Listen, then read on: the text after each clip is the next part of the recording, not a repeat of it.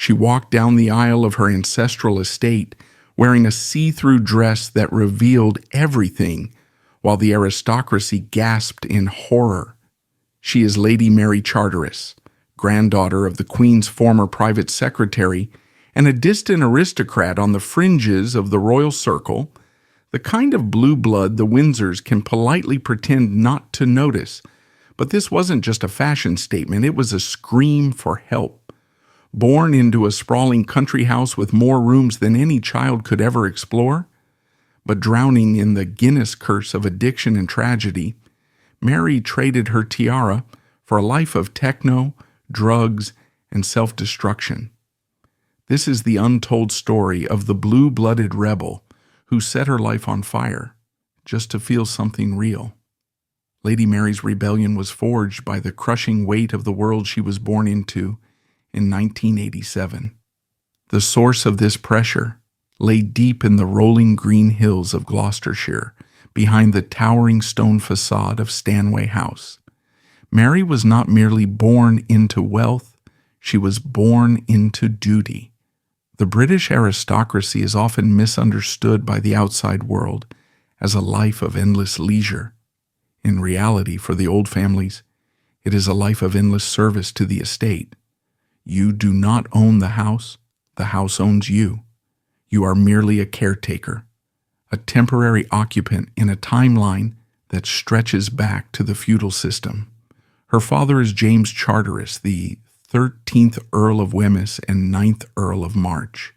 The titles alone are heavy enough to break a neck, but the real weight came from her grandfather, Martin Charteris, Lord Charteris of Amisfield. Martin was not just a courtier, he was the courtier. He worked for Elizabeth II for decades, serving as her assistant private secretary for many years before becoming her private secretary from 1972 to 1977. He was the man who whispered in Her Majesty's ear, the man who drafted the letters, the man who knew where the bodies were buried.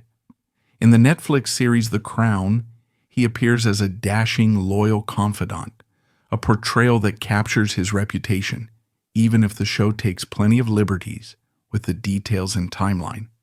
The Charteris family represents the invisible monarchy, the layer of aristocracy that supports the throne, characterized by discretion, stiff upper lips, and an absolute paralyzing terror of public scandal. In the Charteris worldview, your name is a loan from your ancestors, and you must return it to your descendants without a scratch on it. You are expected to be invisible. You are the beige wallpaper against which the royals shine. But Mary had a different kind of blood running through her veins, a volatile ingredient that the rigid Charteris line hadn't accounted for, the Guinness DNA. Her mother is Catherine Guinness, a member of the brewing dynasty that is as famous for its tragedies as it is for its stout. The so-called Guinness curse is a dark media legend in British society, a shorthand for the real history of suicides, overdoses, fatal car crashes, and reckless behavior that has touched the family over generations. The Guinnesses were the anti-Charterises. They were rich, yes, but they were bohemian, they were artistic, they were dangerous. Catherine Guinness, Mary's mother, was a creature of the 1970s counterculture. Before she married the Earl, she lived in New York. She wasn't attending tea parties, she was hanging out at the factory with Andy Warhol. She was a muse. She lived in a world of pop art, drag queens, and hard drugs. When she married James Charteris, it was a collision of two universes. The rigid, dutiful discipline of the courtier class crashing into the bohemian, self-destructive artistry of the avant-garde. Lady Mary Charteris was the product of this chemical reaction. She was a biological experiment. What happens when you mix the Queen's former private secretary with Andy Warhol's friend? The explosion was delayed, of course. First came childhood. Mary grew up at Stanway House, a Jacobean manor in the Cotswolds that is often described as one of the most beautiful houses in England. It is a place of honey-colored stone, mullioned windows, and vast echoing corridors. To a tourist, it looks like paradise. To a child, it can feel like a museum where you are one of the exhibits. Imagine growing up in a house so large that you could lose yourself for days.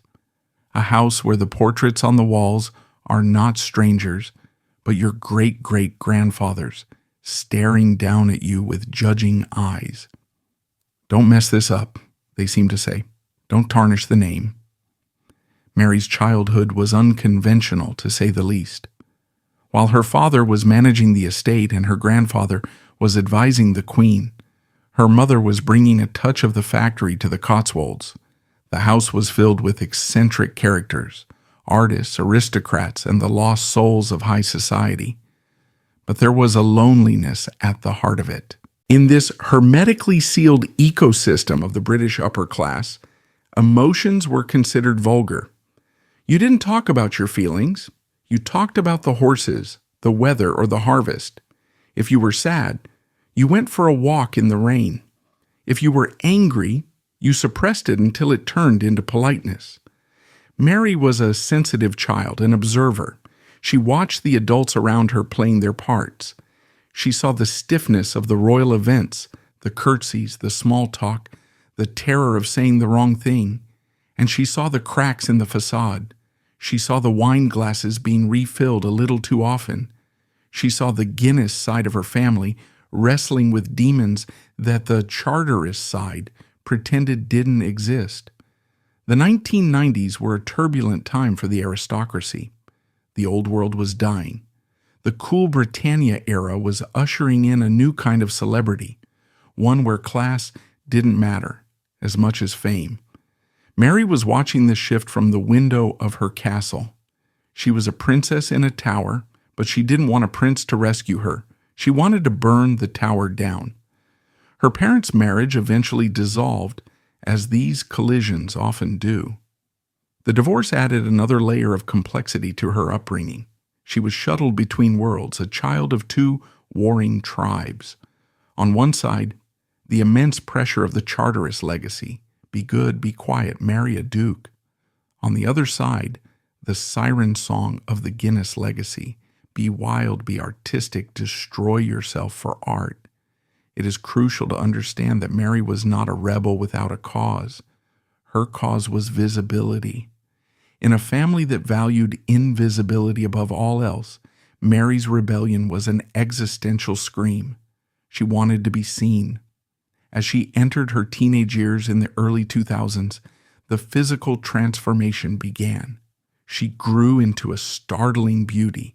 She didn't have the soft, rose-cheeked look of the typical English rose. She had the sharp, angular features of a Modigliani painting. She was skeletal, pale, and haunting. It was a look that the fashion world would soon devour, but to her family, it must have looked like a warning sign. She was sent to the best schools, of course, places like Francis Holland and Bedales, the latter known for its liberal, artistic approach. But schools cannot contain a hurricane. Mary was bored by the curriculum of the upper class. She didn't want to learn how to run a dinner party. She wanted to feel something real. This desire for reality led her away from the drawing rooms and toward the basements. She began to sneak out. She began to discover the London nightlife. London in the early 2000s was a specific kind of playground. It was the era of the indie sleaze. It was the Libertines, the Strokes, and Amy Winehouse. It was a time when looking wasted was the height of fashion. The heroin chic aesthetic of the 90s had evolved into a grime-coated rock and roll hedonism. For Mary, this world was intoxicating. It was everything Stanway House was not. It was loud, it was dirty, it was democratic. In a mosh pit, nobody cares who your grandfather is. Nobody cares about your title. They only care if you have a cigarette or a drink. She fell in with a crowd that would terrify any parent, let alone a peer of the realm. She became best friends with the de Livigny sisters and the Geldof girls. This was a coven of it girls who were defining the culture of the decade. They were rich, beautiful, and profoundly damaged. They were the daughters of famous men, struggling to find their own identities in the flashbulbs of the paparazzi. The press quickly took notice of Lady Mary. How could they not? She was narrative gold. The Earl's daughter with the tattoo, the royal cousin at the rave. She was the perfect foil to the other royal narrative happening at the time, the rise of Kate Middleton. While Kate was at St. Andrews University diligently studying art history and perfecting the art of being boring, respectable, and patient, auditioning for the role of queen, Mary was in Soho, auditing for the role of rock star wife. Kate was beige, Mary was neon. Kate was silence, Mary was noise. The establishment, the Windsors, the Charteris family, tried to look away. They adopted a strategy of dignified ignorance. If they didn't acknowledge her behavior, maybe it would go away. Maybe it was just a phase, but it wasn't a phase. It was a career path. Mary began modeling, not for the respectable glossy magazines like Country Life, but for the edgy avant-garde publications like Love and Dazed and Confused. She worked with designers who pushed boundaries. She was photographed in states of undress that would have given her grandfather, the Queen's secretary, a heart attack. There is a specific photo from this era that captures the dichotomy perfectly. It is a shot of Mary at a festival. She is wearing mud-caked Wellington boots and a ripped t-shirt. She is holding a plastic cup of beer. She looks exhausted, messy, and euphoric. And yet, on her finger, there is a signet ring, the crest of the Earl of Wemyss. It was a symbol of the conflict that was tearing her apart. She could roll in the mud, but she couldn't wash off the blue blood. She was a tourist in the world of grit, a Marie Antoinette playing at being a peasant, but doing it with a dangerous level of commitment. As her teenage years bled into her 20s, the stakes got higher. The Guinness curse began to whisper in her ear. The partying moved from fun to functional. The drugs were no longer an accessory. They were a necessity. She needed them to maintain the persona. She needed them to numb the anxiety of being the black sheep. She was surrounding herself with artists, musicians, and DJs, people who lived on the edge. She became a muse for the rock band The Big Pink, a cool electro-rock outfit that was dominating the charts. She fell in love with the frontman, Robbie Furs. Robbie was the perfect partner for her rebellion. He was a rock star. He was loud. He was everything her father wasn't. To marry him would be the ultimate act of defiance. If you want to understand the moment Lady Mary Charteris officially became the enfant terrible of the British aristocracy, you have to look at a single afternoon in September 2012. The setting was Stanway House, the ancestral seat of the Earls of Wemyss. The lawn was a carpet of emerald green. The Jacobean stone glowed in the autumn light. The guests included a surreal mix of the old guard and the new guard. It was the perfect stage for a fairy tale. But when the bride stepped out, the fairy tale shattered. Lady Mary did not wear lace. She did not wear silk taffeta. She wore a creation by Pam Hogg, the punk designer known for dressing rock stars and fetishists. The dress was a geometric construction of sheer tulle and strategically placed white panels. It revealed her stomach. It revealed her legs. It revealed the curve of her hip bones. It was less a wedding gown and more a provocation stitched together with thread. As she walked down the aisle, past the portraits of her stern ancestors, a ripple of shock went through the congregation. You could practically hear the pearls being clutched. To the older generation, it was a desecration. It was vulgar. It was trashy. It was a violation of the unwritten code that says aristocratic women must be demure on their wedding day. But for Mary, it was perfect. She wasn't trying to be a good bride. She was trying to be a cool bride. She was marrying Robbie Furs, the lead singer of The Big Pink, an electro rock band that epitomized the London cool of the moment. She wanted to look like a rock star's wife, not an earl's daughter. The dress was a weapon. It was designed to cut the cord between her and the stuffy traditions of her family. It screamed, "Look at me. I am not one of you. I am modern. I am brave." The press reaction was thermonuclear. The following day, every tabloid in Britain carried the photo. The Daily Mail ran scathing editorials about the decline of standards. Fashion critics tore it apart. She was mocked, ridiculed, and slut-shamed on a national scale. To the public, Mary laughed it off. She posted photos of herself partying until dawn, flipping the bird to the cameras, but privately, the backlash stung. It reinforced the narrative she had been fighting her whole life, that she was too much, that she didn't fit, that she was the wrong kind of aristocrat. The wedding marked the beginning of Mary's imperial phase as a socialite. For the next 3 years, she was everywhere. She was the queen of the night. If there was a party in London, she was there. If there was a festival in Glastonbury, she was backstage. If there was a fashion week after party in Paris, she was on the DJ decks. She and Robbie Furs became a power couple of the underground scene. They were the British equivalent of Kurt and Courtney, but with better pedigree and more expensive clothes. They lived in a whirlwind of loud music, late nights, and constant travel. But the energy required to maintain this lifestyle is staggering.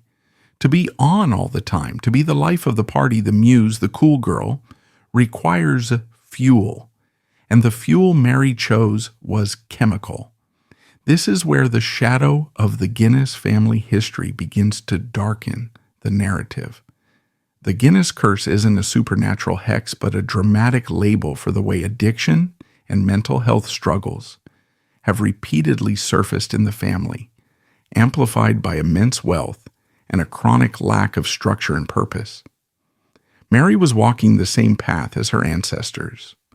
The party ceased to be a celebration and became a job. Mary felt an immense pressure to perform. She had accidentally created a brand, the wild aristocratic cousin on the edge of the royal world, and the scene around her expected that product to stay permanently on the shelf. People expected her to be the last one standing at the party. They expected her to be wild. If she went home early, if she drank water, she felt she was disappointing her audience. The drug use escalated from recreational to maintenance. It was the only way to keep the mask from slipping. She needed uppers to get through the night and downers to survive the day. She was medicating a profound sense of imposter syndrome. Despite her beauty, her title, and her fame, Mary felt hollow. She felt unlovable without the party persona. She believed that if she stopped dancing, she would disappear. Her circle of friends during this time was a who's who of London's high-functioning, dysfunctional elite. She was inseparable from the de Levine sisters, Cara and Poppy.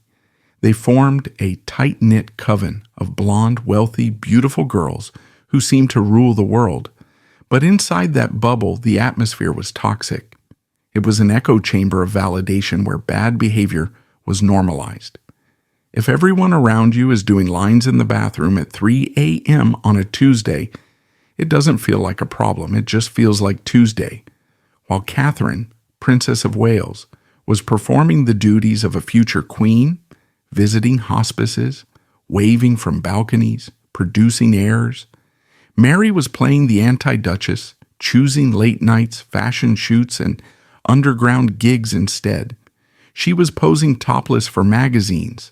She was crowd surfing at gigs. She was getting tattoos.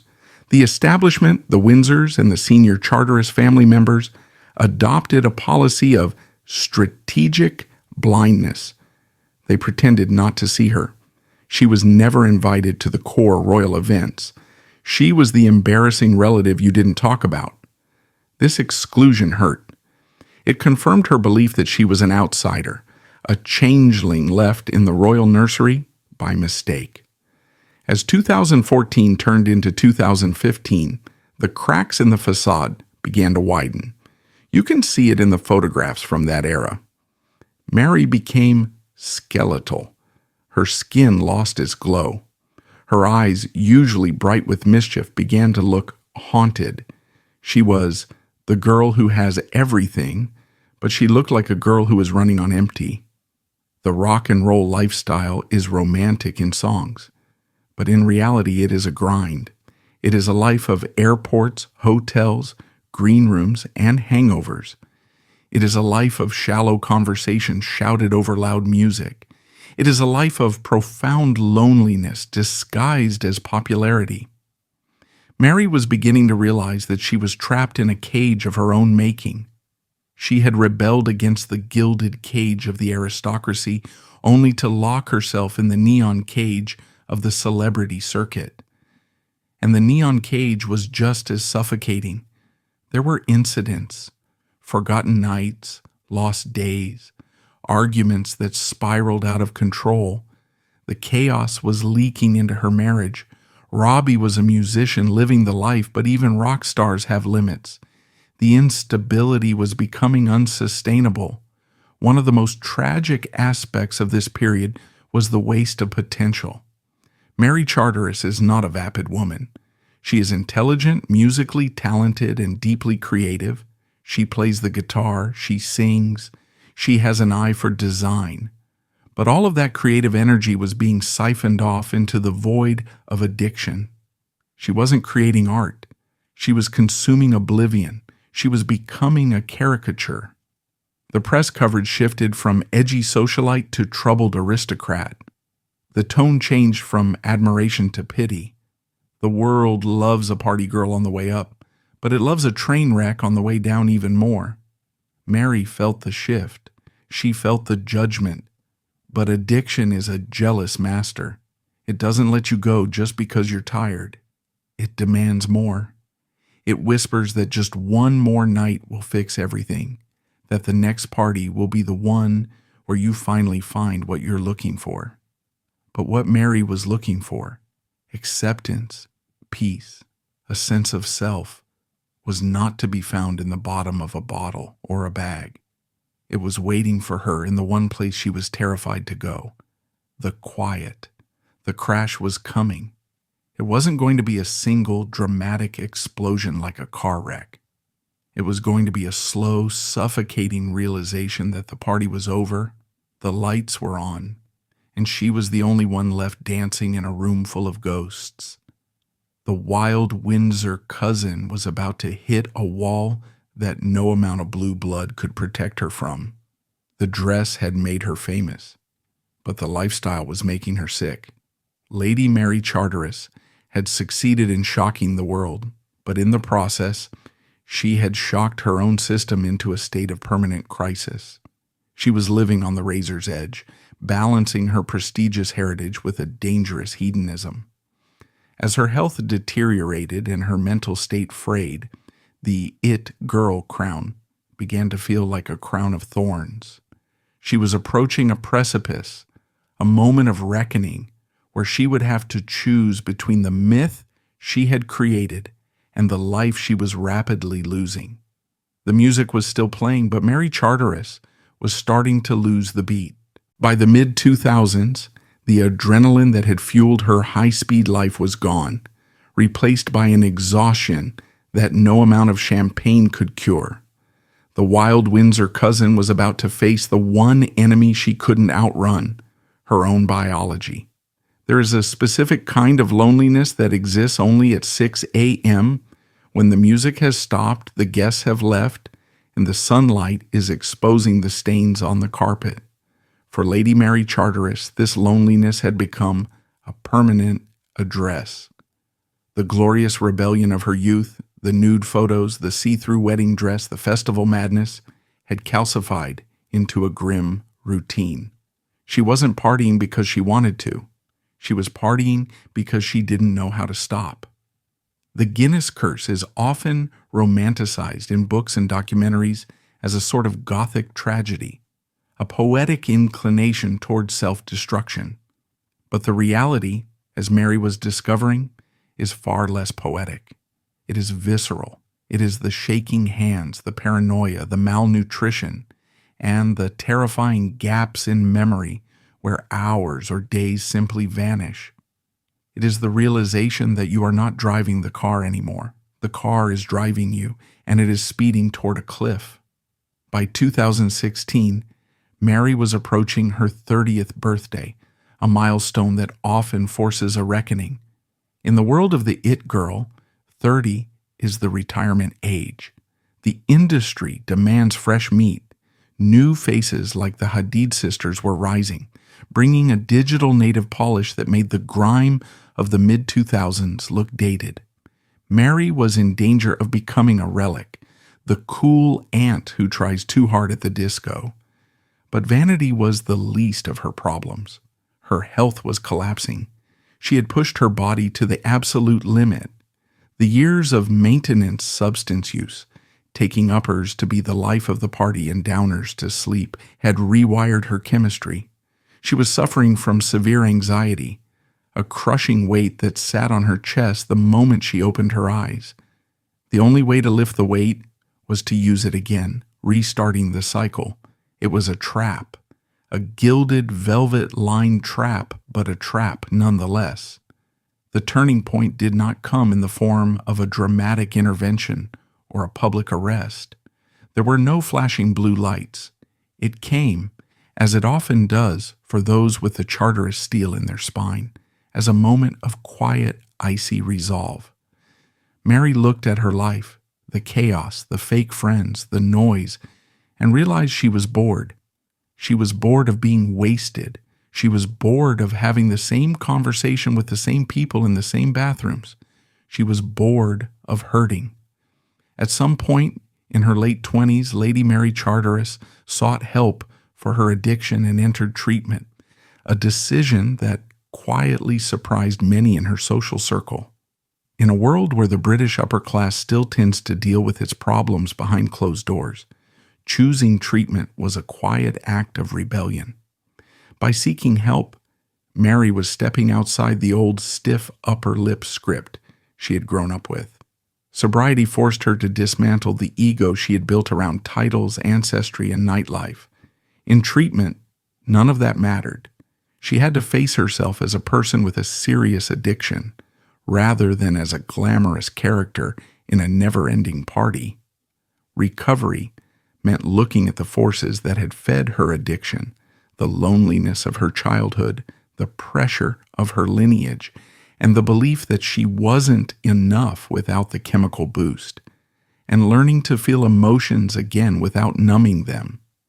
For someone who had spent years outrunning uncomfortable feelings, that process was painful, like learning to walk on a leg that had never properly healed. When she came out of treatment, the hardest part wasn't the clinic. It was returning to London and trying to live differently in the same city that had enabled her worst habits. For any recovering addict, going back to the old haunts is risky. And for Mary, London itself was one big trigger. Her friendships, her work, and even her marriage had been built around the party. London began to feel unfamiliar. The Chiltern Firehouse, Glastonbury backstage, even smart weddings and gallery openings turned into rooms she had to tiptoe through, knowing that alcohol and old patterns would be waiting for her at every turn. One of the hardest lessons was how quickly the social invitations thinned out once she stopped playing the wild girl on demand. The fair weather friends, the ones who loved Wild Mary for the access and the chaos, drifted away. Many people simply didn't know what to do with a sober version of her, so it was easier for them to leave her off the guest list. She ended up feeling strangely isolated in one of the busiest cities on earth, no longer the party princess her crowd expected, but not yet sure where she truly belonged. That lonely stretch could easily have pushed her back into old habits, just to feel part of the gang again. Instead, she held her ground, leaning on Robbie and a much smaller circle of friends who cared about her as a person rather than as a party trick. She discovered the power of saying no. After a lifetime of yes to the party, the photo shoot, the drink, turning things down became an act of self-preservation. No to the club, no to the free champagne, no to staying out when she needed to go home. In the silence of her new life, creativity began to return. When she was using, she was a consumer of culture. Sober, she became a creator. She started focusing on music again, DJing sober, and collaborating on new projects alongside the Big Pink. She started DJing sober, feeling the energy of the crowd without the chemical filter. She realized she didn't need the drugs to be cool. Her coolness was innate. However, the shadow of her family still loomed. The Windsors and the Charterises were watching. For years, they had braced themselves every time Mary's name appeared in the press. They expected the worst. But now, the narrative was shifting. Mary was speaking openly about her sobriety. She was giving interviews about mental health. She wasn't just the wild cousin anymore. She was becoming a voice for recovery. This was a different kind of rebellion. It was a rebellion against the culture of silence. By admitting her struggles, she was exposing the cracks in the aristocracy's facade. She was saying, "We are not perfect. We are hurting." It was uncomfortable for the establishment, but it was undeniable. Mary was becoming something dangerous in a new way. She was becoming authentic. Her survival stood in stark contrast to the tragedies of her peers. She watched as friends like Peaches Geldof succumbed to their demons. She saw the wreckage of the it girl generation scattered around her. She realized she was one of the lucky ones. She had pulled the ripcord just before hitting the ground. This realization brought with it a survivor's guilt, but also a survivor's duty. She began to use her platform, her Instagram, her interviews, to destigmatize addiction. She showed that you could be cool, fashionable, and sober. She became a role model for a new generation of Nepo babies who were navigating the same pressures she had faced. But the most profound change was internal. Mary made peace with Stanway House. She made peace with her name. She stopped trying to burn down her heritage and started trying to integrate it. She realized she could be Lady Mary Charteris and a recovering addict. She didn't have to choose one or the other. As she entered her 30s, a calm settled over her. The frantic energy in her eyes was replaced by a steady gaze. She looked healthier. She looked present. She was no longer a ghost haunting the VIP section. She was a flesh and blood woman living her life. But the story of a recovering aristocrat is never simple. The demons don't just disappear. They wait in the car park. The pressure to relapse is constant, especially when your life is lived in the public eye. Mary had to remain vigilant. She had to guard her peace with the ferocity of a lioness. She had survived the night, but the day brought its own challenges. She had to figure out who she was when the music stopped. Was she still interesting? Was she still relevant? Or was she just a sober woman with a fancy title and a lot of bad memories? The answer lay in reinvention. Mary wasn't going to go back to being a traditional lady, and she couldn't go back to being a party girl. She had to carve out a third path, one rarely walked by someone with her kind of title and connections. She had to become a modern woman who owned her scars, wore them like diamonds, and refused to apologize for surviving the very lifestyle she had helped define. Sobriety had saved her life, but it had killed her social standing. Lady Mary Charteris was now a woman without a country, too wild for the royals, but too sober for the rockers. She stood in the ruins of her old life, looking at the empty bottles and the empty friendships, and realized she had to build something new from scratch. The silence was deafening, but for the first time in her life, she wasn't trying to drown it out. She was listening, and what she heard was the faint, tentative beat of a new rhythm, one that was hers and hers alone. Reinvention is a dangerous game. If you change too much, you lose yourself. But if you change too little, you relapse. Lady Mary Charteris stood in the wreckage of her 20s with a stark realization. She couldn't just repair the old Mary. She had to build a new one from the ground up. London, with its gray skies and triggers on every street corner, was no longer a safe harbor. Like so many aristocratic exiles before her, she looked west. But unlike the others who went to Hollywood to get lost, Mary went to get found. She was about to trade the dark basements of Soho for the unforgiving sunlight of Los Angeles, swapping her black leather for pink hair and a radical new transparency that would terrify the old guard back home. There is a specific moment in the timeline of Lady Mary Charteris that signals the shift. It isn't a headline or a scandal. It is a visual rebranding. She dyed her hair neon pink. To the casual observer, it looked like another wild child antic. But in the semiotics of style, it was a declaration of war against her past self. The blonde Sloane Ranger hair was gone.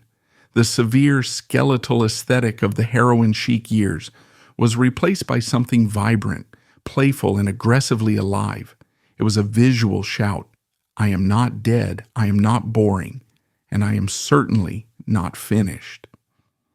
Mary split her time between London and Los Angeles, a transatlantic existence that allowed her to curate her environment. In L.A., she wasn't just the Earl's daughter, she was creative. She threw herself into music, forming the band The Snob. She started DJing seriously and crucially soberly. DJing without drugs is a high-wire act. You have to read the energy of a room full of intoxicated people while remaining stone-cold sober yourself. You have to vibrate on their frequency without drinking their Kool-Aid. Mary mastered it. She became a fixture at the coolest parties, not as the messy guest, but as the person controlling the vibe. She proved that you didn't need to be wasted to be the coolest person in the room. You just needed better taste than everyone else. This era marked a fascinating evolution in her public image. She transitioned from cautionary tale to survival icon. The fashion industry, which loves a comeback story almost as much as it loves a tragedy, embraced her again. But this time, the dynamic was different. She wasn't being booked because she was a chaotic novelty. She was being booked because she had style. She became a muse to a new generation of designers who appreciated her authenticity. However, the most radical aspect of this period was her voice. For centuries, the Charteris family motto might as well have been never complain, never explain. Aristocrats do not discuss their feelings. They certainly do not discuss addiction. But Mary broke the code. In interviews with high-profile publications like Vogue and Tatler, she began to drop the veil. She spoke about anxiety. She spoke about the pressure of perfection. She spoke about the loneliness of the party. She didn't turn it into a sob story. She discussed it with a cool, detached honesty that was disarming. I didn't think I was an alcoholic because I wasn't drinking out of a brown paper bag under a bridge, she once noted, dismantling the stereotype that addiction is a poverty issue. She made it clear that you can be wearing Chanel and still be dying inside. This openness made her dangerous to the establishment in a new way. The Windsors rely on the mystique of perfection. By admitting her flaws, Mary was humanizing the aristocracy, stripping away the magic to reveal the messy biology underneath. While Mary was finding her footing, the royal family was going through its own upheavals. The arrival of Meghan Markle in 2018 sparked a round of drama that commentators likened to a new War of the Waleses. Mary watched this from a unique vantage point. In some ways, you could even see her as a kind of proto-Meghan, spiritually an outsider, a disruptor, a woman who refused to follow the script laid out for her. But unlike Meghan, Mary didn't try to change the institution. She simply outgrew it. There's an easy parallel to draw between Mary and Prince Harry. Both were cast as the wild ones, both struggled with the weight of their legacy, and both ended up looking to California for a different kind of freedom. But their survival strategies couldn't have been more different. Harry chose public confrontation, books, interviews, open criticism. Mary chose a quieter, more stylish form of defiance. She kept her family's secrets, refused to attack the monarchy outright, and simply lived a life so colorful and self-defined that the institution faded into the background. In its own way, that's a different kind of revenge. Not a tell-all book, but a life that actually works. Her marriage to Robbie Furs became her anchor. In a world where rock and roll marriages have the shelf life of a banana, they endured. They became the cool aunt and uncle of the London scene. They navigated the transition from party couple to power couple without losing their edge. But the ghost of the Guinness curse is never far away. Mary had to watch as her peers fell. The death of Tara Palmer Tompkinson, the struggles of other society figures. These were reminders of the bullet she had dodged. She realized she had a responsibility. She began to mentor younger girls entering the scene, the new crop of Nepo babies and socialites. She became a sort of matriarch for the wayward children of the rich. She offered a blueprint. You can be wild, you can be artistic, you can be different, but you don't have to die for it. By 2020, Lady Mary Charteris had achieved the impossible. She had integrated her two warring bloodlines. She had the discipline of the Charteris courtier. She showed up on time, she worked hard, she was professional, but she had the spirit of the Guinness artist. She had synthesized the thesis and antithesis of her heritage into a new synthesis.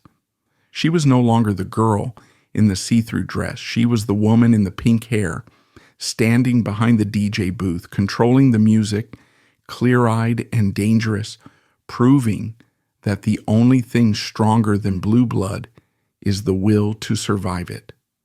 But survival is an ongoing process, not a destination. As she entered her late 30s, Mary faced the final frontier of socialite, relevance. Could she maintain her status as the queen of cool as she aged? Could she stay sober in a world that was constantly inventing new ways to get high? And could she finally make peace with the ghosts of Stanway House? The neon pink hair eventually faded back to blonde, a visual softening that mirrored her internal peace. Lady Mary Charteris had conquered the demons of her youth, but the hardest part of the journey remained: acceptance. She had to accept that she would always be a Charteris and a Guinness, with ties to the royal orbit no matter how far she ran. The final chapter of her story isn't about running away or fighting back. It is about coming home. It is about walking back through the gates of the ancestral estate, not as a rebellious child, but as a woman who has earned her place at the table, scars and all. If you visit Stanway House today, the ancient stones still look the same as they did in the 17th century. The gargoyles still leer. The fountain still shoots water 300 feet into the air, defying gravity just as the aristocracy defies time. But inside the walls, the atmosphere has shifted. The air is lighter.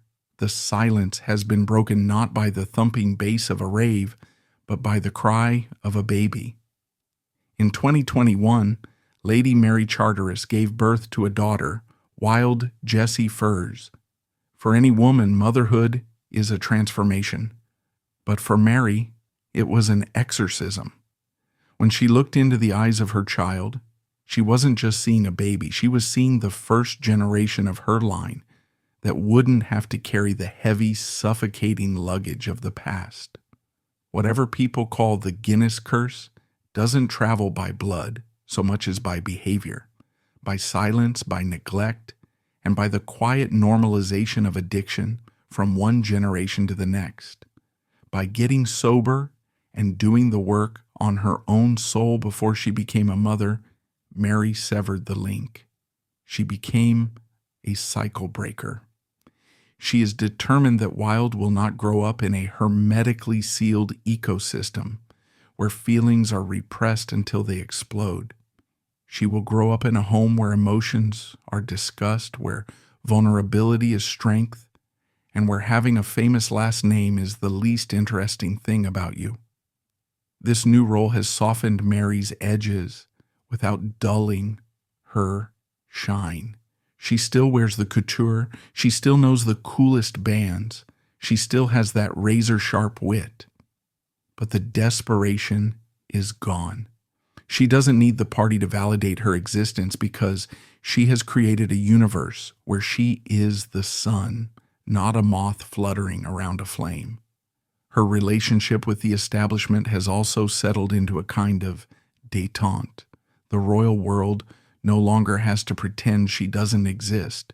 Instead, her story quietly fits into a newer narrative about mental health and survival. In fact, in a modern monarchy desperate to look relevant and in touch with mental health issues, Mary is suddenly an asset. She is the living embodiment of the stiff upper lip, evolving into the open heart. She has become a quiet bridge between the generations. She understands the protocol of her father's world, but she speaks the language of the modern world. She is the cool aunt, the wise cousin, the woman who has been to the edge of the world and came back with a map. When we look back at the Wild Windsor cousin narrative, we see how lazy the media was.